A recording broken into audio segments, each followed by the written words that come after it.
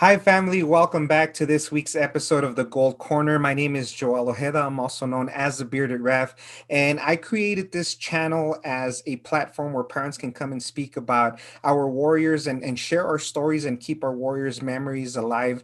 Those that have fought childhood cancer and were already called home, the ones that are currently fighting, and the ones that have beat it. This is The Gold Corner. We are a broken family, but we're broken together. Welcome to this week's episode. Let's do this. And now it's time for the main event. This is the moment you have all been waiting for. In memory of Mia Ojeda. Dedicated to all the brave little warriors that have fought and the ones that are currently fighting childhood cancer. For the thousands watching around the world, fighting out of the gold corner, it's time! So this week we have another amazing story. I have the opportunity to follow this podcast, and I actually got a hold of this podcast from another mutual friend of ours from Bridges of Gold with Tyler Walker and her amazing foundation that she has going on as well. And I actually from there I got to started hearing this podcast called Living with Scanxiety, and I just think it's amazing. Scanxiety, that is the keyword right now. For those parents that have gone through it, you know exactly what I'm talking about. And if you don't know what I'm talking about, I'm going to have our next guest here speak about it towards the end of the story. But we do want to hear this amazing story. And we are joined today from Boston. I have Rosaria Kozar, and she is joining us today, and she will be sharing the story of her amazing warrior Brody and everything that he went through and what she's doing now to raise awareness for childhood cancer. So, Rosaria, I wanted to welcome you to the Gold Corner. Thank you so much. I know we had been talking for a while, and I just want to let you know that I think that your podcast is amazing and what you're doing is awesome. I'm not going to speak much more about it. That way, you can go ahead and speak. But we do want to hear the story of Warrior Brody. So, Rosaria, thank you so much for joining us this week, and the floor is yours. Wow, thank you so much for that amazing introduction. Yes, as you said, my name is Rosaria, and I am so excited to be here when you contacted me for be a guest on your show. I couldn't wait. I love your YouTube videos that you do in for the community, and I try to do my part with my podcast. So my story is where my podcast kind of begins, so to speak. So um, I had my son on my birthday, July 3rd, and that was 2012. And his name was Broderick, or his name is Broderick. And we had a good 2 years. And I noticed in October before he turned 2 that his leg had a bump on it. We brought him to the doctors, and everyone kept shoving us aside, saying it was nothing, it was nothing. Then it was, oh, we'll bring him in for a recheck later. Well, the recheck went and there was nothing, but kept pressing for more and more. And eventually, we really pressed hard to get the ultrasound. They told us that an ultrasound he would have to be put out for, and he was so young. And I said, well, they give ultrasounds to anyone. You can be moving because babies move in utero, right?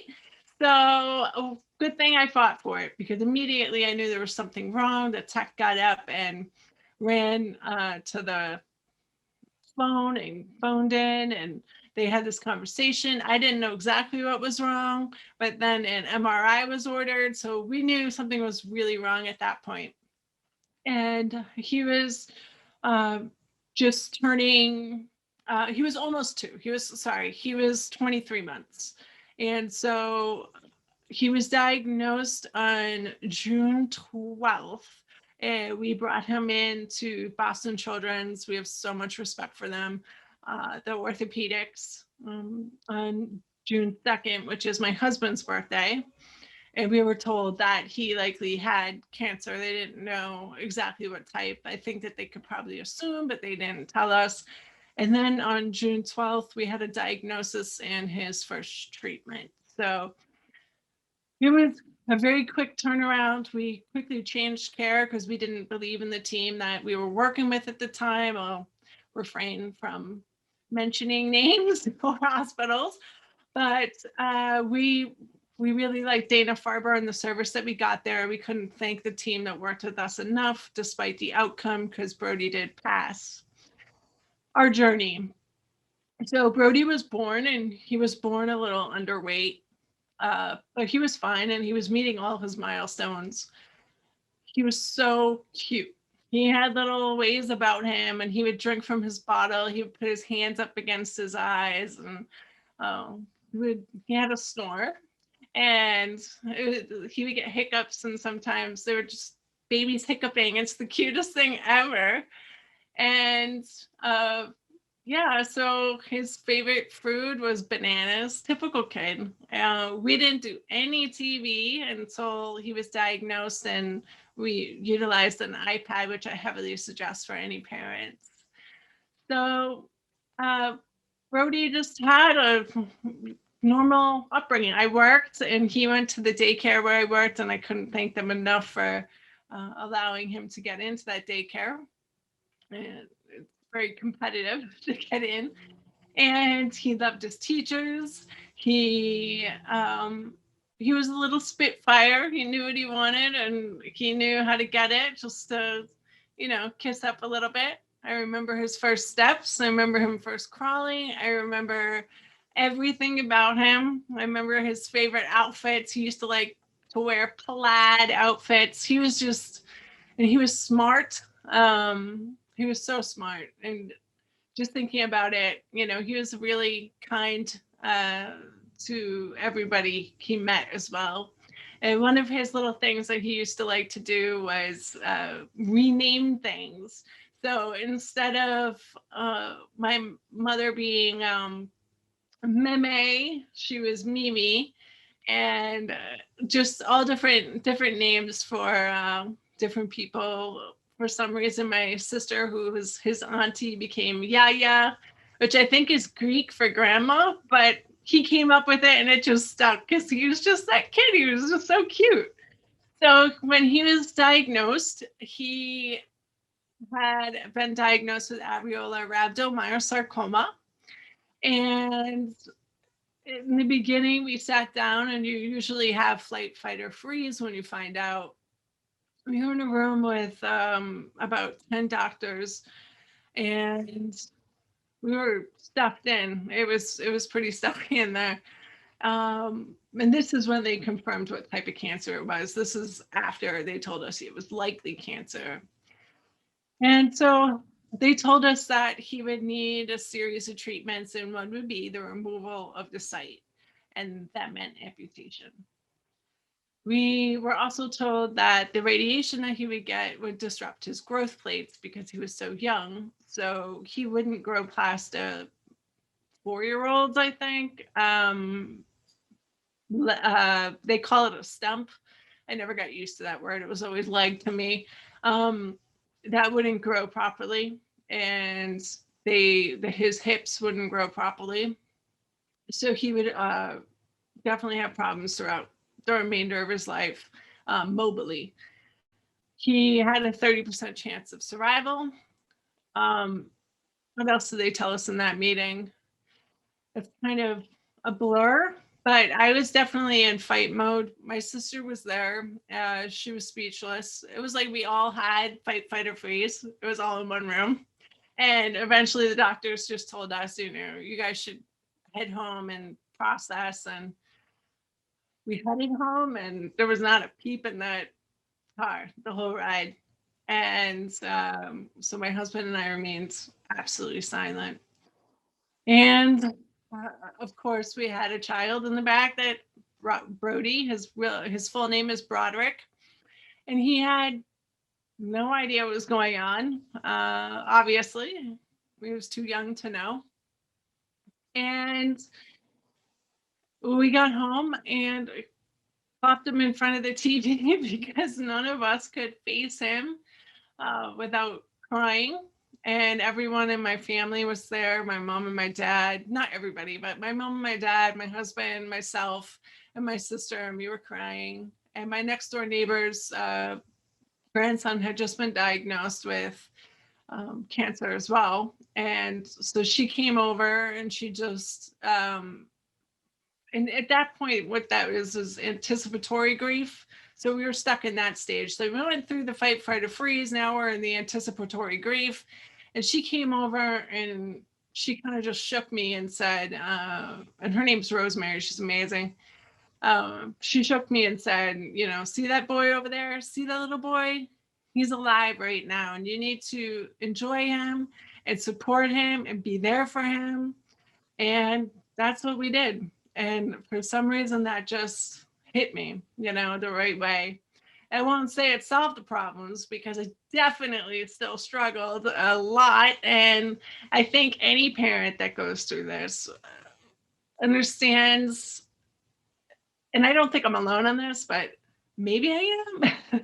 And that's, you get this like pit in your stomach where your ability to help your child just kind of gets like ripped away, and it's like this pit in your stomach, and there's no other way to describe it except for you feel like all your power to protect your child has been ripped away. And I've said this before, and what you're going to have to rely on is other things, and those things are chemo, radiation, and later immunotherapy when he relapsed.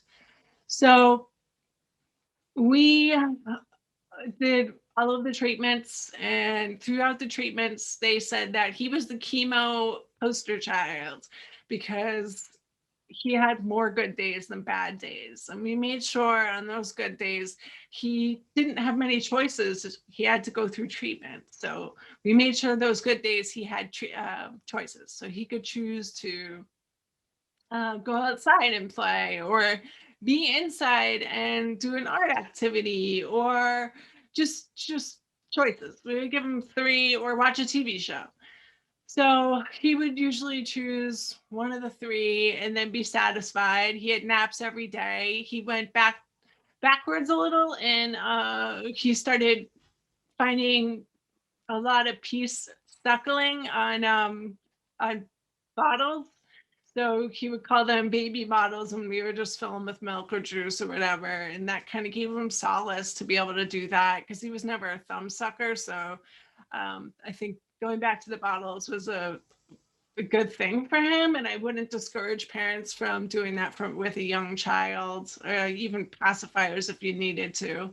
He didn't need a pacifier, but for some reason, having that warm milk in the bottle really did kind of help him and soothe him.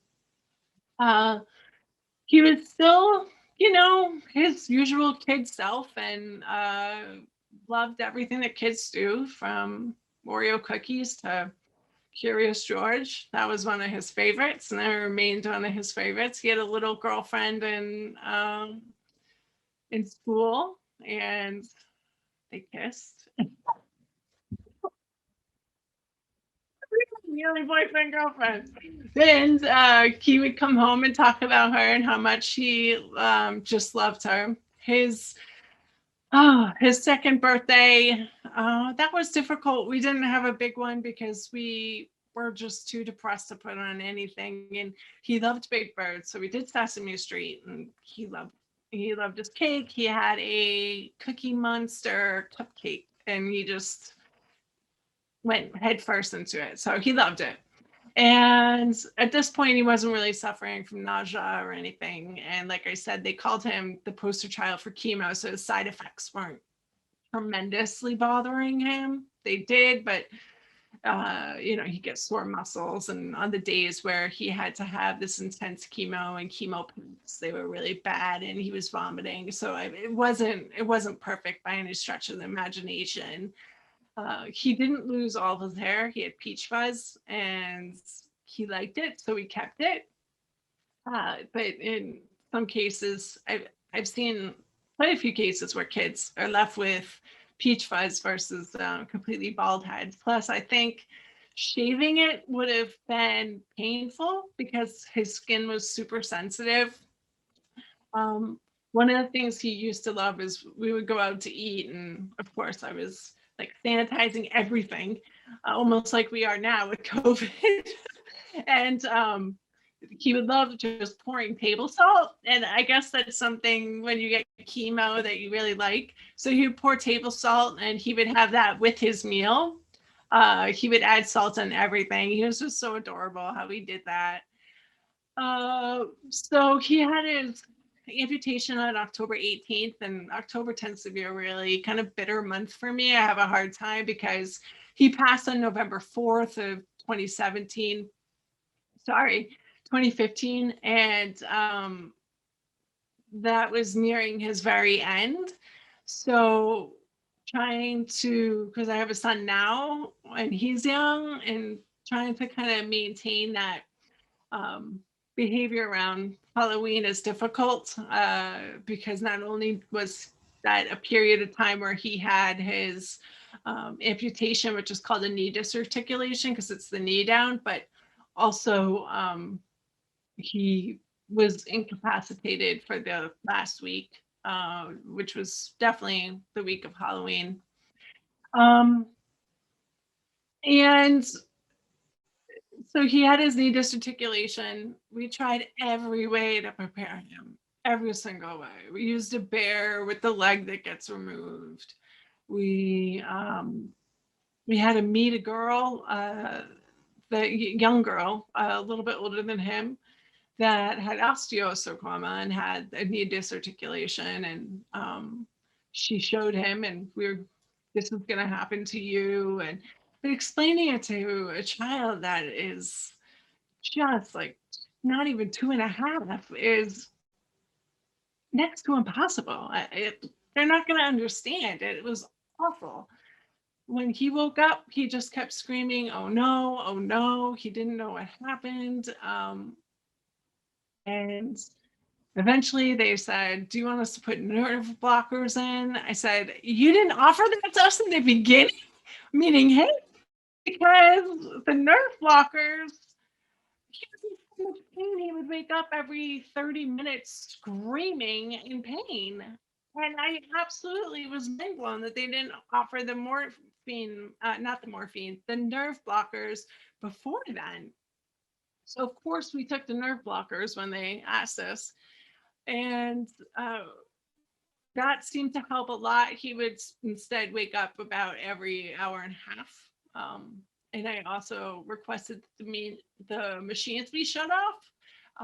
That was a little bit of a battle, but we won. So that wouldn't keep him awake if he was going to sleep through anything.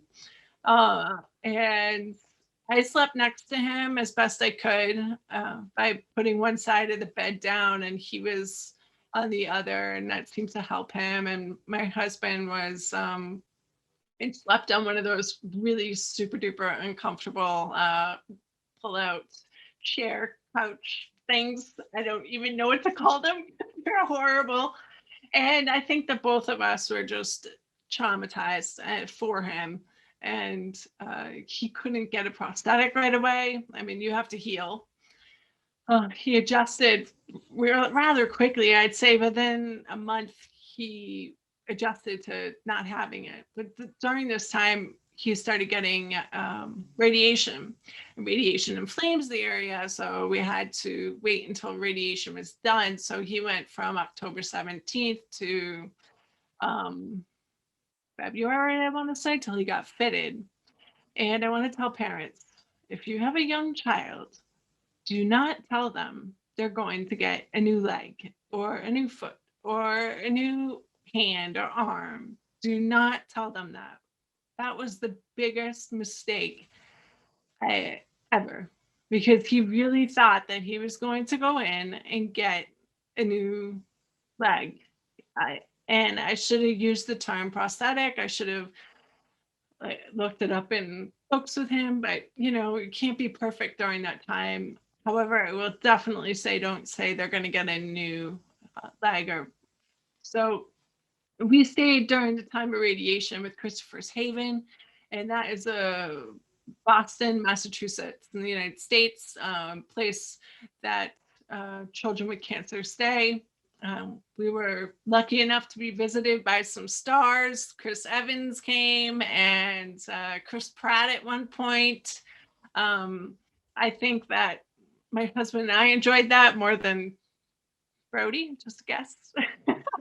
But so we stayed there, and there was a lot of other children there, and it kind of made it normal in a sense, because there's all these other kids that look like him, not necessarily the amputation, but they are bald and they're running up and down the hall and they're having fun, and it was a great time. And they had music therapists come in, and it was Christmas time and New Year's, so we were able to spend that time, and it was great. Then treatment resumed, and he got his prosthetic. He adjusted to his prosthetic. Everything was great. And treatment finished, and we were scared. We were so scared. And for our first scan, we had Scanxiety, big time. So the anxiety that accompanies scans. And that's why I call my podcast Scanxiety, because scans really determine everything. If you have cancer, where it's gone, has it spread, has it come back? So everything kind of surrounds scans and the anxiety around them. So that's where I got the name. So we had major Scanxiety, and we went, and the PET CT, and if you don't know what that is, they inject you with radioactive material and have you drink something, and then these sugars adhere to the radioactive material. And I could be completely wrong, but I just know it lights up the cancer under under the test. So it took forever. And those tests are quick. I mean, they put you in and they can see it and you're out. It took forever. So we knew something happened and something was wrong. And this is his first follow-up. So he was deemed no evidence of disease, and this is his first follow-up.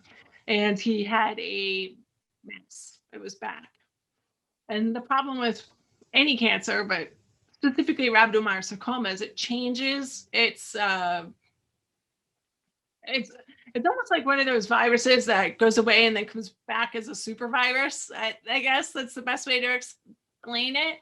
So the treatments, it's become immune to the treatments that it was on before. So you can try some of those treatments, but the likelihood of them working are not likely. You have a 7% chance of making it after that.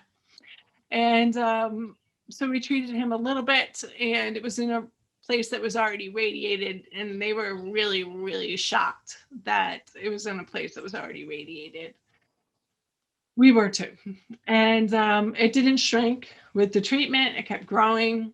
It was growing at a very rapid rate. We were told he had 2 weeks.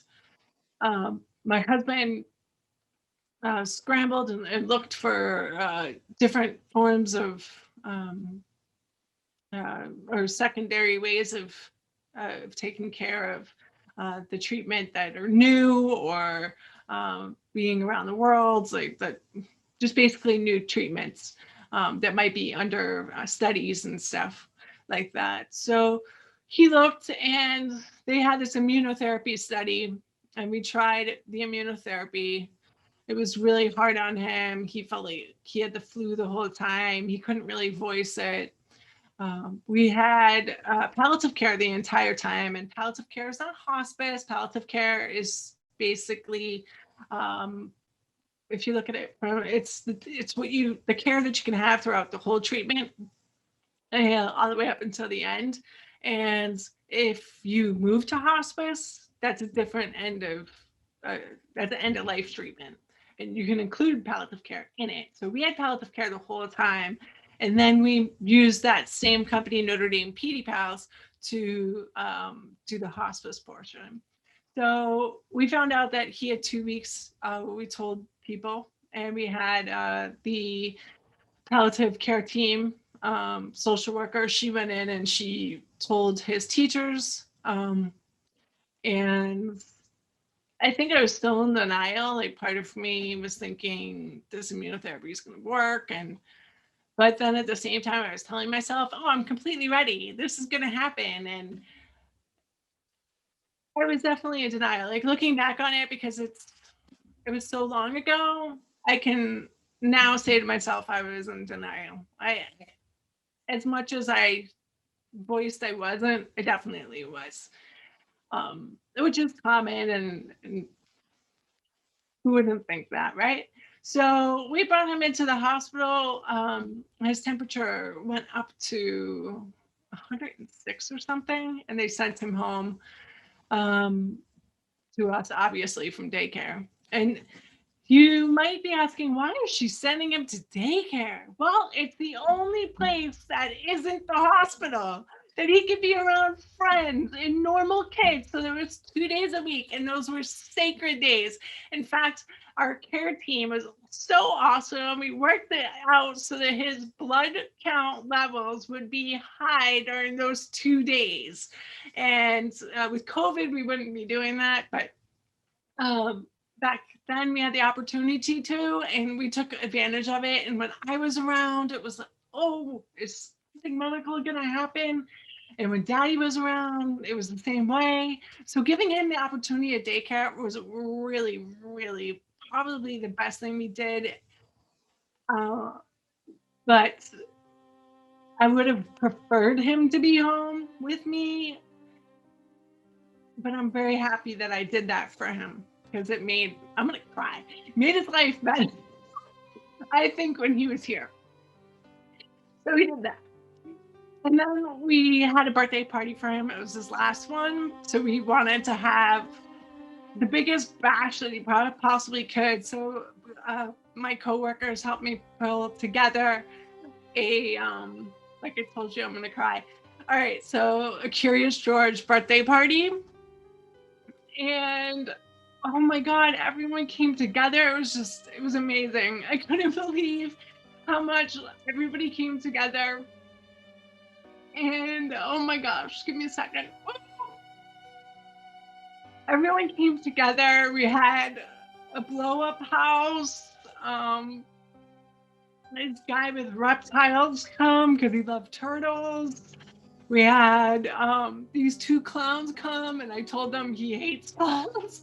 So they dressed up in like the suit, but they did like clown like things, like little magic tricks and stuff, face painting, popcorn machine, just cotton candy.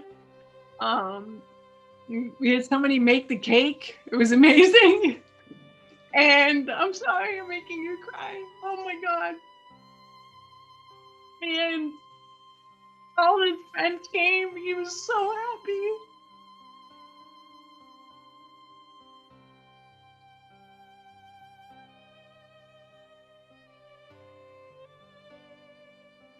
He was so happy. And he had a really good day. And he knew that day was for him.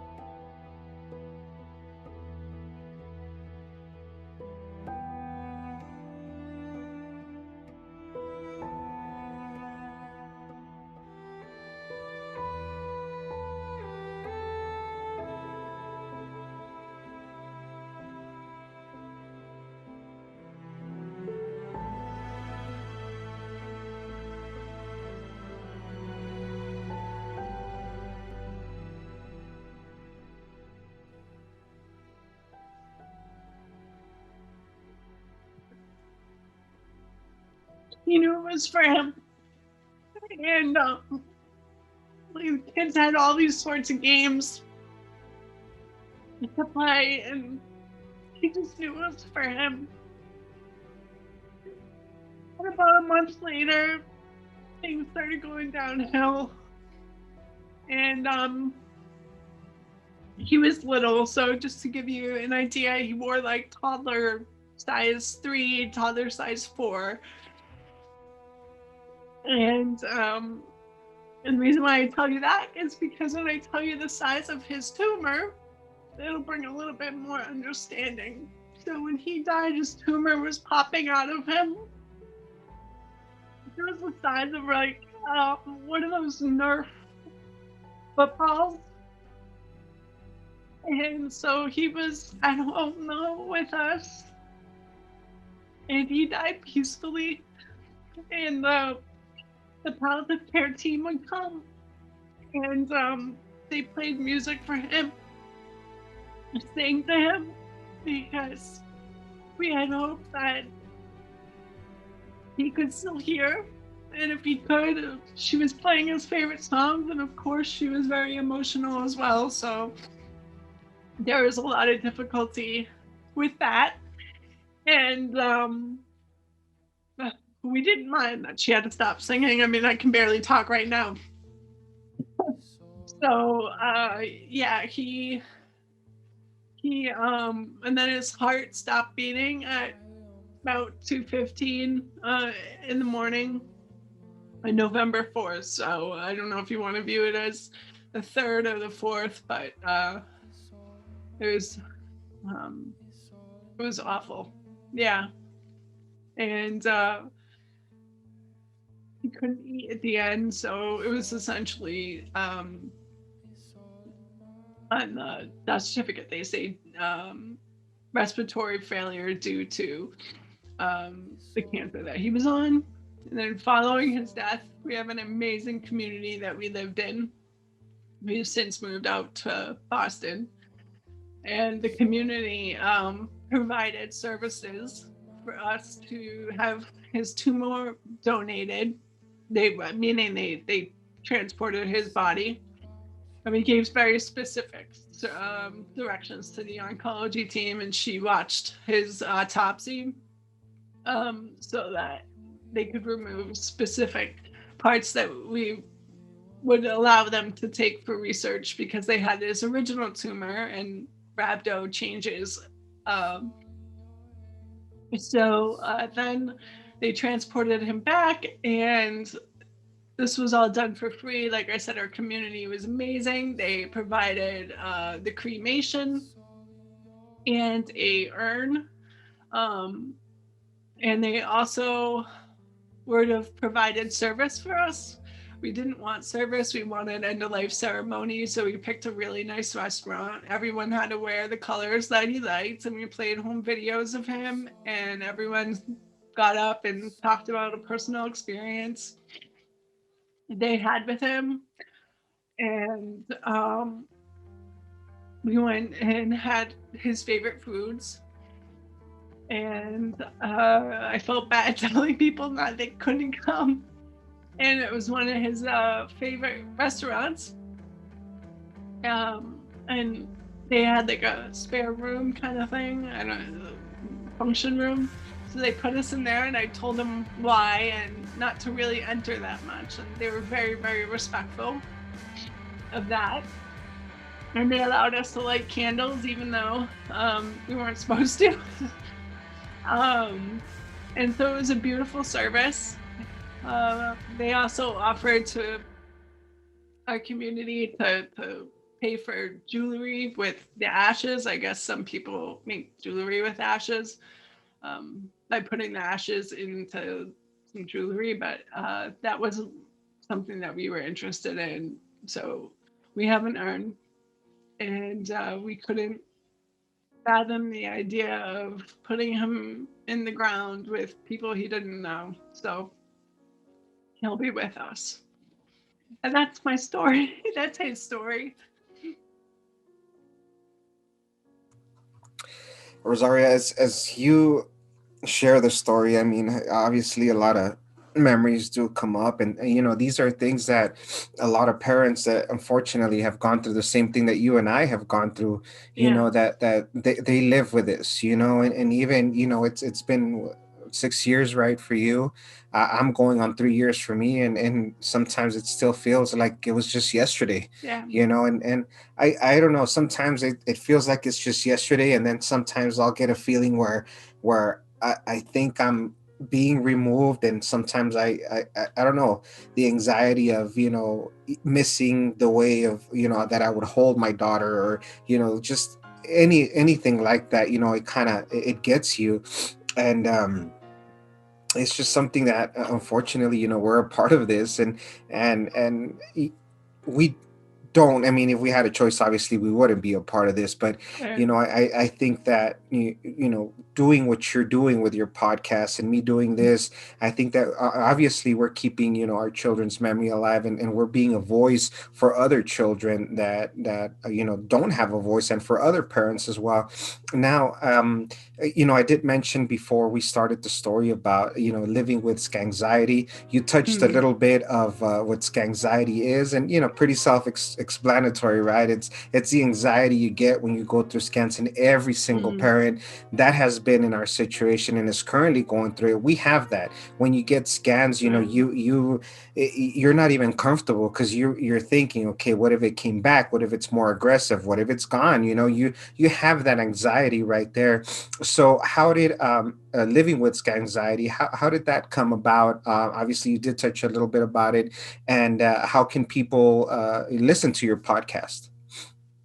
Well, thank you for asking. So, the podcast came up because I wanted to have a complete career change. And um, just hold on for 1 second. Okay. Sorry. Can you edit this? I had to turn a light on. So, if you don't edit it, that's why people I had to get off for a second. All right. The story of Scanxiety came up because I wanted a complete career change. And in order to do that, I have to go out and get a degree in what I want to do. And what I want to do is ultimately, I didn't go in with this idea, but I started a program at Simmons University in Boston, Massachusetts, and it's a social work program. I have a master's of arts in teaching, and this will be a master's in social work. And then I'll go on to take a test and become a licensed social worker. I originally went in with the plan that I wanted to work with parents in the time where they're told your child might have cancer up until they're diagnosed. However, and bridge the gap between when they switch over to this is your social worker for your team. However, once I started taking policy classes, that quickly changed. And I said, I want to work on policy. Shelf that. In the meantime, when I started my degree, I said, X amount of children get diagnosed with cancer each day. If I sit and just study and get this degree, then how many families could I have helped during that time? And I mean, I didn't have to do the calculation, but a lot. So I decided, how am I going to reach it? I'm not going to have time for um, getting involved in government 110%. So, and I'm always, when I go, I go. So I had to make sure it was something I could do. And I had actually, this is quite silly, but I had talked to my husband about starting a podcast for him for fun because he's a real techie and he has so much knowledge about artificial intelligence. And he said, no, no, no, no. So then I said, ding, ding, light bulb. I'm going to start a podcast about childhood cancer. And I'm going to have the idea that I'm going to go out and reach one person. And if I reach one person, then that's a success for me. However, I have reached almost all of the states, all 50 states. I think around 47, I want to say, right, almost all 50. And we have 7 continents. Unfortunately, I don't think I'm going to hit Antarctica, but I've hit six continents. Not all of the countries except for Australia being its own continent. Uh, so it's been really rewarding. But for me, I'm more happy that other people are giving me the feedback that this helped, or I listened to this one episode and that was helpful, or I'm going to start listening more.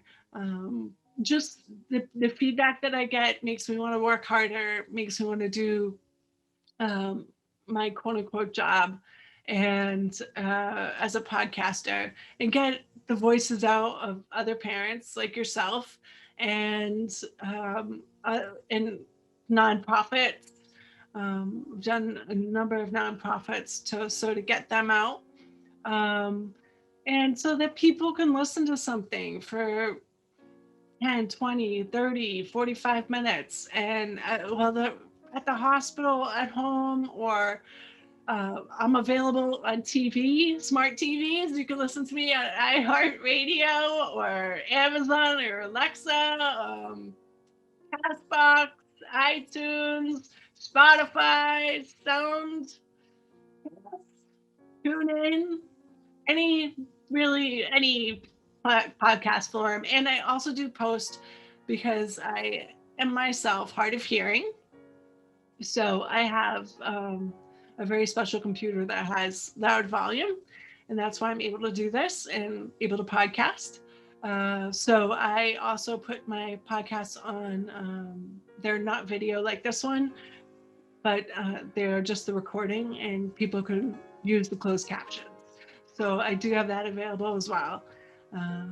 But the main source of my listeners come from podcast host sites. And just thankful that I can provide for the community that's hard of hearing as well, if they should so choose to tune in. That's awesome, and I mean, wow! I mean, you have reached a lot of areas with your podcast, which I think it's Thank great, you. and it's also like I said, you're kind of giving the parents that area as well, that spot as well, to where they can relate, not only listen to your episodes, but just relate of Mm-hmm. what other parents are going through, and that's the anxiety part of it. It's I mean, it really, really, really hits you. Obviously, you've been through it. I've been through it. So that Yeah. part of it hits you quite a bit. So, yeah, I'll go ahead and be leaving those links here in the description of the video. That way, the viewers, if they want to go ahead and listen to your podcast, to listen to your episodes, they can Thank go you. ahead and just click on there and do that. Well, Rosaria, well, I do have two questions that I always ask all the people that all my guests that are a part of the Uh-oh. Gold Corner, and I want to ask those two questions of you too. So, the first question is, what advice would you give to other parents that are going through what we're going through right now? And again, you're 6 years removed. I'm 3 years removed. We have parents that are 10, 15 years removed, and some parents that it's been a year or even a couple of months.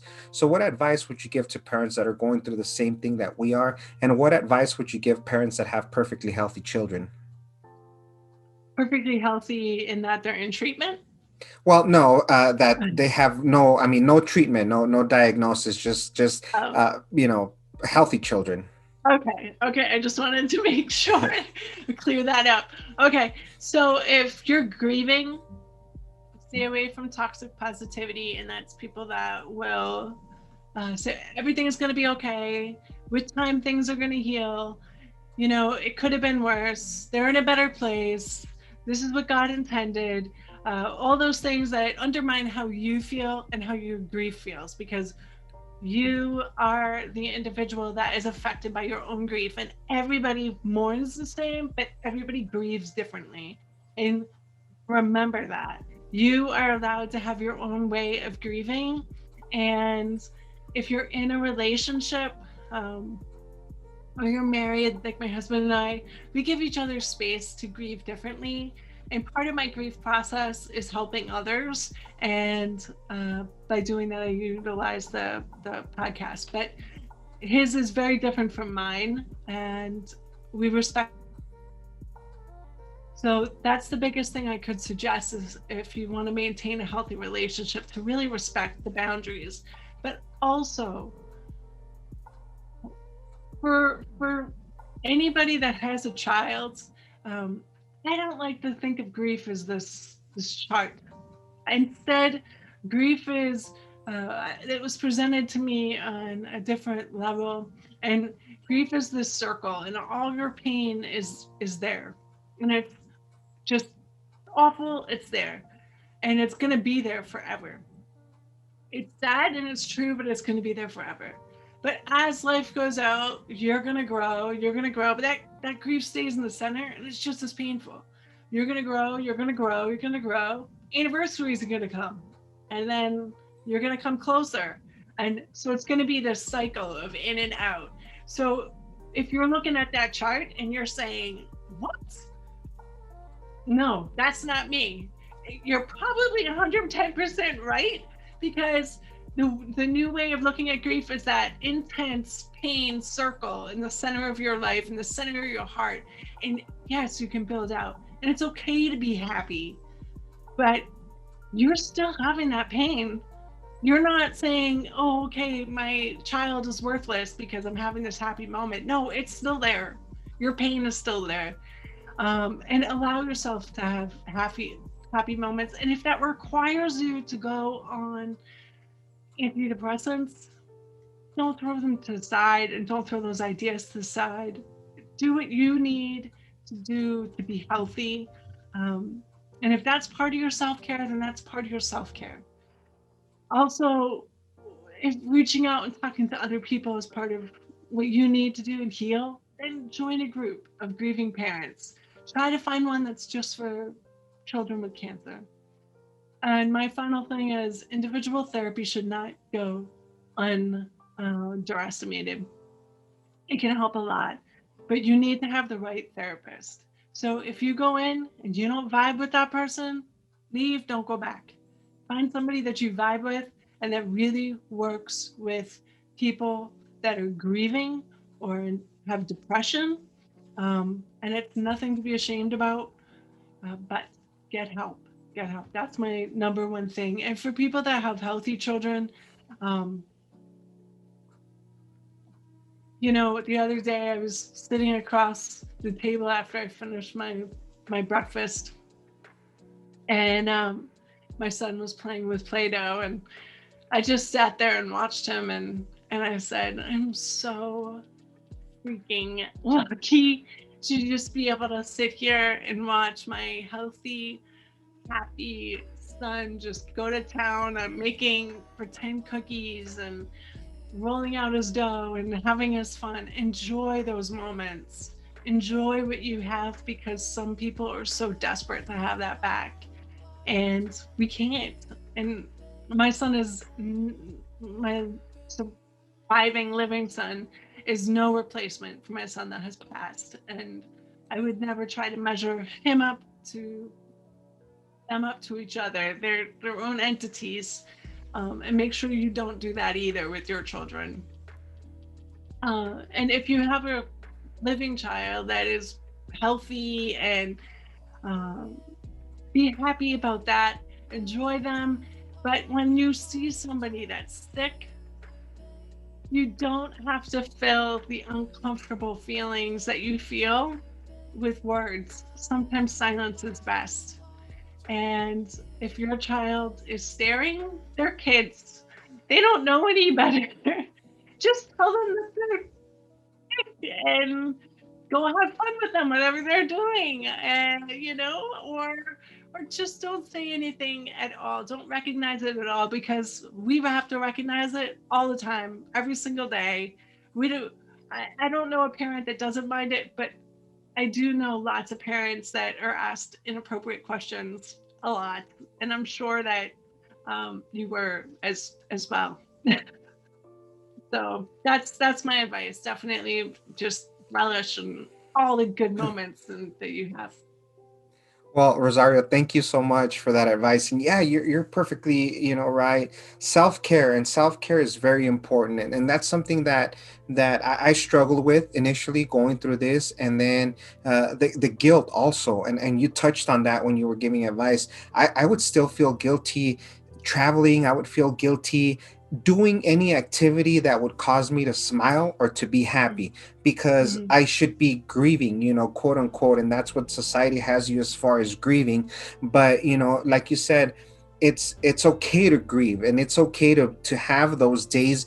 And when you ask for help, if you're not vibing, and that is a key word, because I initially tried to go through counseling where I was they were trying to attack me. I guess I would say that would probably be the best word, to be like, well, if your daughter was here and blah blah blah, your daughter doesn't want to see this. And that's when I had to stop and say, wait, have you gone through this? Well, no, I haven't. Then, at that case, I actually got up and I left. And now I'm actually, with some support groups, with other people that I speak to, that I do vibe with. And in that case, it's really helping me out. And I think, resources like Living with Scanxiety, with the Gold Corner. I mean, we're both a part of this, and we're both, a Mm-hmm. family. This family Yeah. that we have become. So I think, reaching out to these different organizations, to listening to your podcast, to watching these shows, these episodes, I think those really, really help out. And I know, for our viewers that are out there, I can speak, and I can also. I'm pretty sure I can speak for Rosaria. If you need anything, you can reach out to us, and we would be Mm-hmm. more than happy to listen. We might not have the answers. We might just be the type that'll probably cry with you. And if that's gonna help you out, then we'll cry with you. We might give you advice. You might be giving us advice, but it's really, really important to look for help and to look for other like-minded people. And unfortunately, people that have gone through this, we will understand exactly. Rosaria, any last words that you want to leave us with before we finish the episode? Not that I could think of. I just want to say thank you so much. I'm so fortunate to be on the Gold Corner and sit down with you and tell my story. And I love my son so much. I think I just want to say one thing. Actually, I will say one thing, and that is when your child does pass, don't feel guilty if you talk about them in the present. You're, they were part of your life. They'll always be part of your life, and that's that's the bottom line. So that's all I have to say, and thank you for having me. Yes, of course. And yes, yeah, you said that correctly. I mean, it's don't feel guilty to speak about them. I still talk with my daughter. I still, like if she was here. And I know a lot of parents are probably they don't do that. I've talked to some parents that cancer to them is a part of their past, and it happened, and they don't want to speak about it. But it's just that buildup. It's an unhealthy buildup. It's okay to talk about your child, and that's exactly what I wanted to do with the Gold Corner, is to speak with parents. And if your child has passed, is to keep their memory alive, and so people can hear about these. Brody, he was an amazing warrior. He fought through it. And Thank if you. you have not been in a cancer floor, okay, number one, I tell people, consider yourself lucky and blessed. Mhm. But once, if you ever step, foot there, whether it's because of your child or you're volunteering, it's going to completely change your life. And I can guarantee you that when you see Mhm. these little kids running up and down the hall and having a smile, even though they're going through treatment. And yeah, it's a lot of people think that because of the whole big name hospital commercial, that's what childhood cancer is. It's really not. It's a small percentage of what our children go through. I mean, they go through so much more. But once you've walked through those halls, then you will know why people like Rosaria and myself are so passionate about doing this. So thank you once again, Rosaria, for joining us this week. And to all our viewers, Absolutely. it was an honor and a pleasure to have Rosaria with us, the creator of this amazing podcast. Please check her out. I'm going to leave the link Mhm. to her podcast here, and reach out to her, even if if you have any further questions or any comments, please reach out to her. And I am gonna get ahead of myself and say that I am gonna be a guest on her podcast. So be on the lookout. Be on the lookout for that as well. And thank you for the invitation, Rosaria, for being a part of your amazing podcast. So to all I our can't wait. viewers, yeah, I know I can't wait either. So thank you. I think coming together like this and working as a team is awesome. And Yeah, with all definitely. these nonprofit organizations. So to our viewers, thank you so much for taking your time and watching the episode this week. This is who we are, Living with Scanxiety, the Gold Corner. We are a broken family, but we're broken together. Remember to live each day to its fullest because tomorrow's not promised. And just hold on a little while longer because we're almost home. God bless you, and we'll see you next week.